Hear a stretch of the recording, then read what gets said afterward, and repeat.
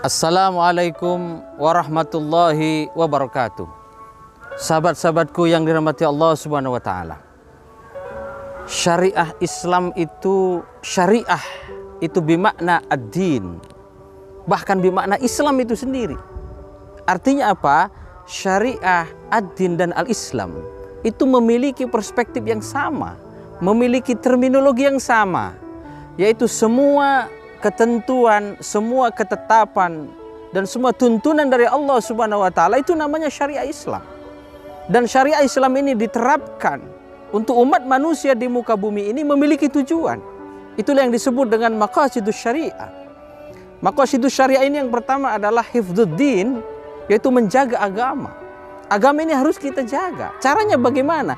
Seluruh ketentuan dari Allah Subhanahu wa taala, seluruh ketetapan dari Allah Subhanahu wa taala, seluruh tuntunan dari Allah Subhanahu wa taala harus kita ikuti, yaitu melaksanakan semua perintahnya dan menjauhi semua larangannya. Itulah yang disebut dengan hifdzuddin. Sedangkan yang kedua adalah hifdzun nafas. Kita harus menjaga jiwa dan raga, bukan punya kita saja. Semua umat manusia harus kita jaga. Maka membunuh manusia tanpa hak itu adalah dosa besar.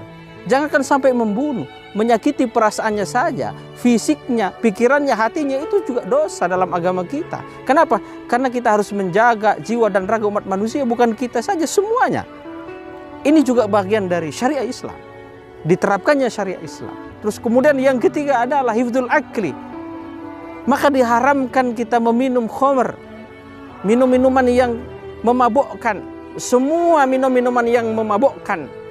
Kalau zaman dulu, zaman Rasulullah Muhammad SAW, kita kenal khamr itu adalah hasil fermentasi dari perasan anggur.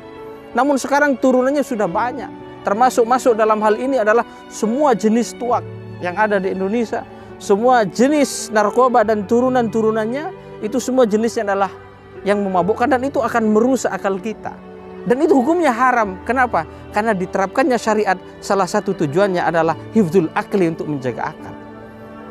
Yang ketiga adalah hifdzun nasal, menjaga keturunan kita.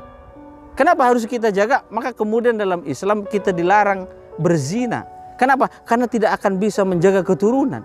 Tidak jelas lagi nasabnya siapa. Jangankan berzina, yang mendekati zina saja kita nggak boleh. Terus kemudian yang berikutnya adalah hifdzul mal. Hifdzul mal itu adalah menjaga harta. Maka dalam Islam kita sangat dianjurkan untuk mencari harta yang halal. Adatnya harus halal.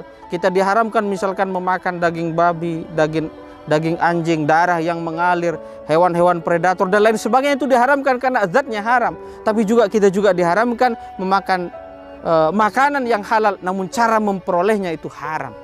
Itulah 5 maqasidus syariah yang harus kita perhatikan, karena itulah alasan kenapa syariah Islam diterapkan untuk umat manusia. Demikian, terima kasih. Wassalamualaikum warahmatullahi wabarakatuh.